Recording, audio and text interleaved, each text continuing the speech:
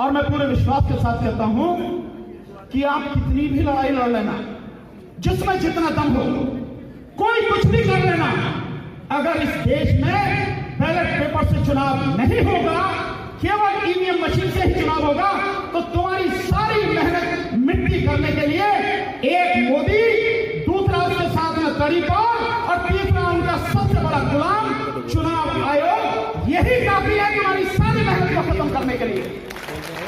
इनको हटाना जरूरी है, मशीन को हटाना जरूरी है। इस देश में बैलेट पेपर से चुनाव हो, ये लड़ाई लड़ना जरूरी है, अन्यथा आप कुछ नहीं कर सकते। क्या कर रहे हो? कांग्रेस क्या कर रही है? कांग्रेस के हाथ से छत्तीसगढ़ छीन लिया, मध्य प्रदेश छीन लिया, राजस्थान छीन लिया, और लोगों ने खूब ताकत लगाई, खूब वोट दी, लोकसभा चुनाव भी छीन लिया। उनके हाथ छीना नहीं छीना, 4,65,46,000 वोटें बनाई। राहुल गांधी एक शब्द नहीं बोलते इस पर, खड़गे साहब एक शब्द नहीं बोलते इस पर, सोनिया जी, प्रियंका जी, कांग्रेस का कोई आदमी एक शब्द बोलता नहीं है। आपको दिख नहीं रहा? 3 बड़ी एजेंसियों ने सिद्ध कर दिया सबूतों के साथ में कि किस कदर बेईमानी हुई है, और 4,65,00,000 वोटें बढ़ाकर बीजेपी 79 सीटें, 79 सीटें जीत के आई है। ये सीटें माइनस कर दो, बीजेपी अपने आप ही गड्ढे में गिर जाएगी, 160-170 से मर जाएगी, लेकिन एक शब्द इस पर नहीं बोलते। और यही देखते देखते हरियाणा उनके हाथ से छीन लिया। हरियाणा फिर भी नहीं जागे, फिर भी उसी आदमी से जाके, इलेक्शन कमीशन से जाके, यानी जो कातिल है, सरेआम कत्ल कर रहा है, उसी के सामने जाके हाथ जोड़ रहे हैं, भैया ये लाए हैं, तूने गर्दन काटी, तू हमारा फैसला कर दे। आ रही सुनी बात। और फिर इसके बाद में महाराष्ट्र, जिस कदर बेईमानी हुई महाराष्ट्र, हरियाणा में कितनी बढ़ाई वोटें? 14 लाख वोटें हरियाणा में बताएं, 20 सीटें जीती इस तरह से बेईमानी से। और फिर इसके बाद में 76 लाख वोटें महाराष्ट्र में बढ़ाई, 76 लाख वोटें, और तब ये जीत जाए हैं। देश के लोग सो रहे हैं, पार्टियां सो रही हैं, सब अपने मजे में मस्त है। जो असली समस्या है उस पर कोई ध्यान देने को तैयार नहीं है। तो साथियों, मेरा मानना तो यही है, जब तक इस देश में ईवीएम मशीन से चुनाव होगा, तुम्हें या तुम्हारे अलावा देश में कोई भी हो, किसी को उसका हक नहीं मिलेगा। आज की तारीख में देश में जो शासन कर रहे हैं, वो शासन करने वाले राजनेता नहीं हैं, वो छटे हुए गुंडे, बदमाश और लुटेरे हैं, और लूट कर अपना घर भर रहे हैं। आपने कभी सोचा, मोदी जहां जाता वो किराए के लोगों को इकट्ठा करके फूल बरसवाता, वो निकालता ना अपनी यात्रा पात्रा से, जो निकालता 20 किलोमीटर, 40 किलोमीटर, और इधर से लेकर उधर तक लोग खड़े हैं ढोल बजाने। जिसके प्रोग्राम में कोई आदमी घुस नहीं सकता, उसके प्रोग्राम में अपनी मर्जी से कोई ढोल तमाशे बजाने वाला कैसे आ जाएगा? सब वांटेड हैं, सब पैसे से खड़े किए गए लोग हैं, और फूल बरसवाता जब पता नहीं कहां से किला जीत के आया। ये चीजें जब तक हम बर्दाश्त करते रहेंगे, इन चीजों के खिलाफ जब तक हम नहीं लड़ेंगे और एकजुट होकर नहीं लड़ेंगे, आप कुछ भी कोशिश कर लेना, आपका कोई भी कदम कामयाब नहीं होगा। इस देश में महंगाई का कारण मोदी, इस देश में बेरोजगारी का सबसे बड़ा कारण मोदी, इस देश में स्वास्थ्य सेवाओं का जो बंटनहार हो रहा है, उसका असली जो गुनहगार है मोदी। इस देश में किसानों की बर्बादी का मोदी। किसान आ नहीं सकते, शंभू बॉर्डर पर कई महीने से बैठे हैं। ये तेरे बाप की है ये राजधानी जो नहीं आ सकती हैं, लेकिन उनको रोक के रखा गया, आ नहीं सकते किसान यहां तक।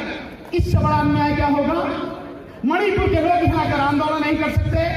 अभी हमारे साथी बाबा साहब ने बताया, और ये बिल्कुल सच बात है कि सारे साथियों को रोका हुआ है।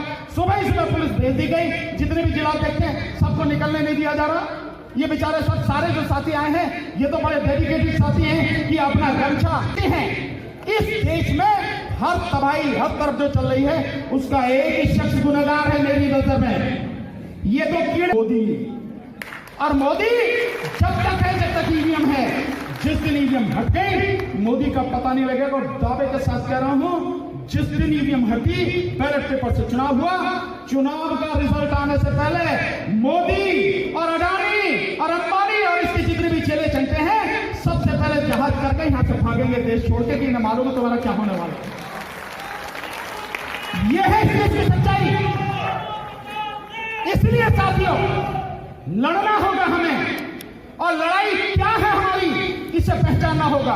अगर हम लड़ाई नहीं पहचान पाते तो लड़ने का कोई मतलब नहीं है। लड़ाई पहचानना जरूरी है, और इस देश में लड़ाई है बैलेट पेपर से चुनाव हो, मशीन का पूरी तरह से खात्मा हो, और ये राजीव कुमार इलेक्शन कमीशन जो बैठा है ऐसे लोगों का इलाज हो। ये जनता इलाज करेगी, जनता जिस दिन होगी। और साथियों, इसीलिए हम लोगों ने तय किया है, मैं नहीं जानता कि आप भी जितने बैठे हो आप भी आओगे कि नहीं आओगे, मुझे पता नहीं। ये मंच पे जो बैठे ये भी आएंगे कि नहीं आएंगे, पर फिर भी आज इस मंच से मैं ऐलान करता हूं कि ईवीएम के मुद्दे को लेकर 20 तारीख से, इसी 20 दिसंबर से दिल्ली से आंदोलन की शुरुआत होगी। और यह आंदोलन, इसका पहला चरण 20 तारीख से लेकर 31 दिसंबर तक होगा दिल्ली में, उसके बाद महाराष्ट्र में, और उसके बाद देश के अन्य कोनों में होगा। और ये यात्रा अब तभी समाप्त होगी जब ये अन्याय और अत्याचार पर आधारित जो मोदी सरकार है, योगी सरकार है या केजरीवाल सरकार है, ये जितने भी सरकारें हैं, इनका खात्मा होगा, तभी ये होगा खात्मा।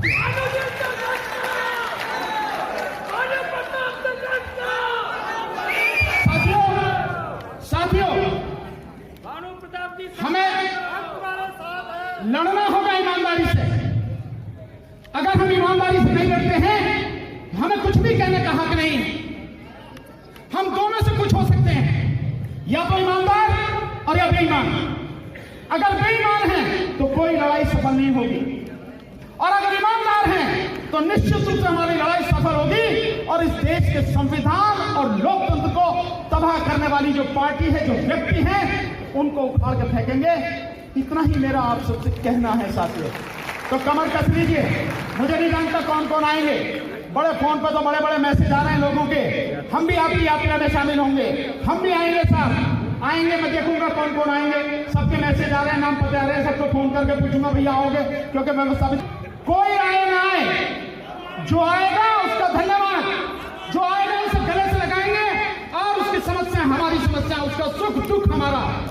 और नहीं भी कोई आया तो अंबेडकर भवन, रानी झांसी रोड पर दिल्ली में, जो बाबा साहब डॉक्टर अंबेडकर ने अपने पैसे से वो जगह बनाई थी, समाज को खरीद के दी थी, उसी जगह से, क्योंकि संविधान बनाने बाबा साहब डॉक्टर अंबेडकर, उन्हीं के संविधान को खतरा है, यानी हम सबकी जिंदगी को खतरा है। तो बाबा साहब डॉक्टर अंबेडकर जहां उनकी पवित्र अस्थियां रखी हैं अम्बेडकर भवन, रानी झांसी रोड पर, वहीं से 20 तारीख को 11 बजे ये यात्रा शुरू होगी। और उसके बाद वहीं पर पचमढ़ी रोड पर जो वाल्मीकि मंदिर है उसमें हम जाएंगे, और उसके बाद से ये सारी यात्रा पहाड़ी धीरज होते हुए, पहाड़गंज होते हुए आगे बढ़ेगी, और 12 दिन तक ये यात्रा चलेगी। पूरी डिटेल आने वाले समय में हम आपको बताएंगे कैसे होगा, कैसे नहीं होगा। पर एक ही निवेदन फिर करता हूं, मैं अकेला भी चलूं तो कोई दिक्कत नहीं, पर 4 भी साथ में होंगे तो भी कोई दिक्कत नहीं, बहुत बड़ी बात। पर अधिक जितने होंगे हम सबका भला होगा, सभी का। तो जो भी आए हैं, जो मैं सिर्फ एक निवेदन करता हूं, सिर्फ एक निवेदन, अगर चाहते हो आपकी समस्याओं का समाधान,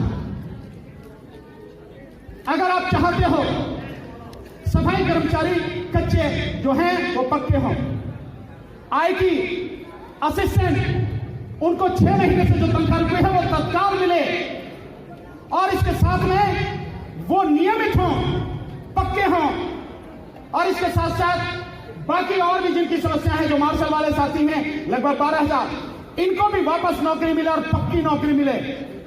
तो साथियों, बेरहम बन जाओ और इन सरकारों पर विश्वास करना बंद कर दो, ये तुम्हें कुछ नहीं देंगी। एक बार डीसी कपिल पर विश्वास करो, एक बार भानु प्रताप सिंह पर विश्वास करो, एक बार महेंद्र सिंह राणा पर विश्वास करो, एक बार मनोज शरावत पर विश्वास करो, चौधरी रणवीर सिंह साहब पर विश्वास करो, ये जो टीम के लोग बैठे हैं इन पे विश्वास करो।